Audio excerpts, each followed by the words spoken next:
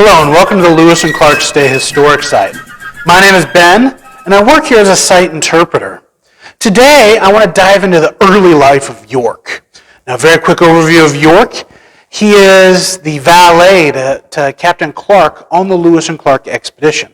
That means he's been enslaved to William Clark his entire life. But on the journey itself, he does just as much work as all the other soldiers. And along the journey, his presence will actually have a positive impact on the expedition reaching its goals. However, this video is not about York on the expedition. Instead, we're going to look at his early life. Now, when we're talking about enslaved peoples in the late 1700s and early 1800s, you have to remember that there's not a lot of documentation about them as people. So we don't have a lot of private information about York growing up. Most of the information that we do have about him comes from the Clark family papers. Growing up enslaved to the Clark family, those discussions are usually about York as property, where he goes, what jobs he's assigned, that sort of thing. We don't have a lot of early life details about York. Most of what you're going to see in this video is talking about York and his experiences that we've been able to draw from the experiences of other house servants and valets.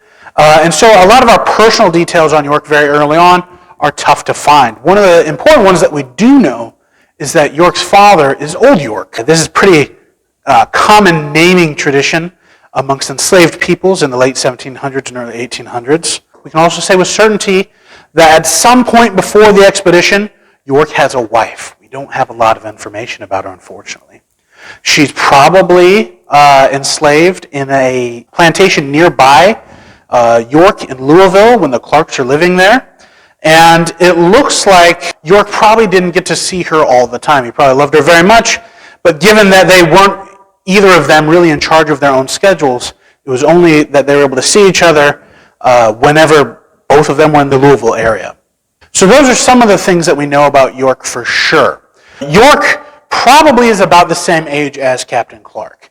Given that he's his valet later on, that's usually someone that is close in age, and that means that William Clark and York were probably playmates in their early childhood. And so that means he's probably born around the same time as William Clark. So William Clark is born in 1770.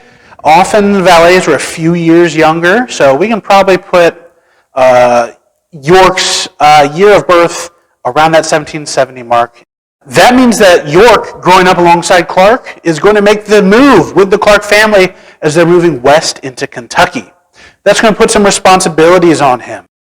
It was not the norm that enslaved peoples would carry firelocks or weapons, but in the case of people moving west into Kentucky, they wanted to protect themselves. And so oftentimes they would arm everyone, slaves, older children, and of course all of the adults. And so York is actually probably pretty good with a rifle or a musket, and we see that as evidence on the expedition when he turns out to be a pretty good hunter.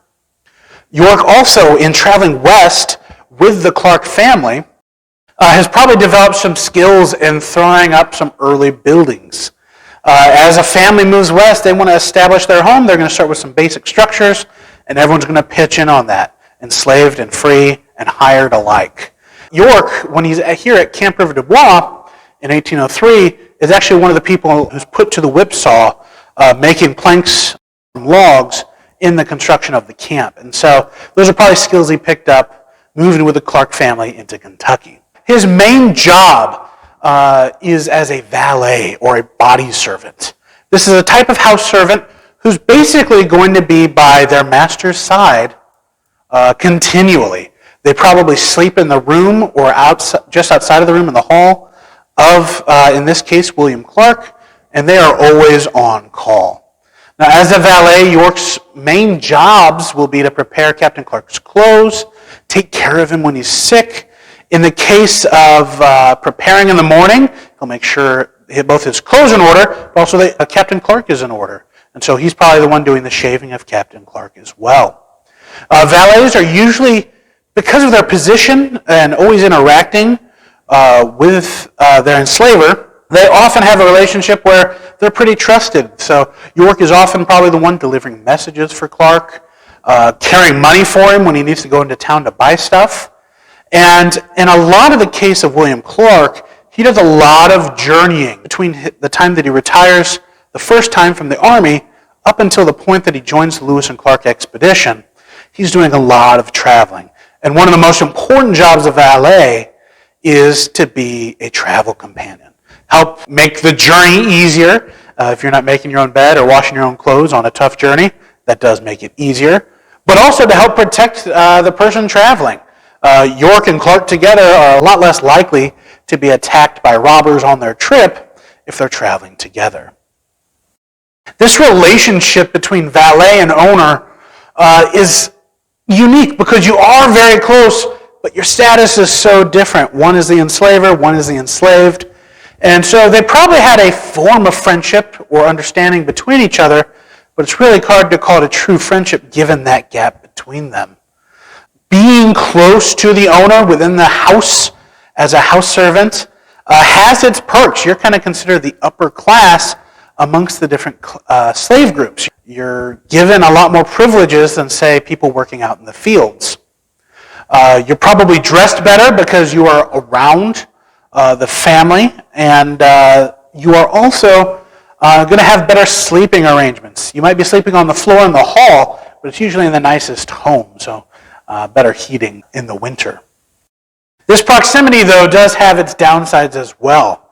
What we see in notes of house servants and valets from that time period is that they're often the first people that receive the anger of their owner if the slave owner is an abusive person.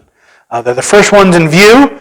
They're the ones that are nearby. Say if York messes something up on Clark's clothing, Clark is going to notice that pretty immediately. So while they are close and enjoy some benefits of that, being a valet also comes with its risks of always being under the view of the enslaver, and that does make it kind of this weird tightrope to walk. York's position as a valet is actually a really common one at this time period. George Washington very famously had William Billy Lee as a valet, and Thomas Jefferson had a valet called Jupiter. These are pretty famous valets, York being another one. And what we can draw from their experiences is that they're often in the room where exciting things are happening. They will be right alongside the family, they're in important meetings, but they're very rarely going to be listed in later recallings of those events. If you look at this portrait here, I like this one. This is a George Washington portrait, and just off to the side, you can see William Billy Lee standing off to the side. He is in these very close, important moments of George Washington's life, but very rarely is he recognized within the picture or within a journal recounting their experiences. A valet is someone that is usually assumed to be there with their owner on just about any journey. They're not always talked about. Since valets are often in the background, they're always right next to their owner, but very rarely discussed.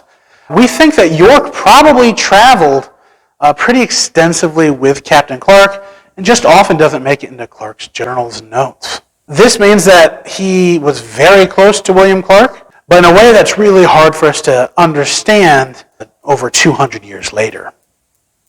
So that is just a brief look into what enslavement life is like. I hope it gives you some idea of where York is coming from and some insight into his life. And it'll help us understand some of the things about York after the expedition as well. I would encourage you to check out our other videos on York, as well as our other videos that we've put out about the Lewis and Clark expedition. You can find them on our Facebook page, on our YouTube page, and of course you can always find them at www.campdebois.com. Thanks for watching.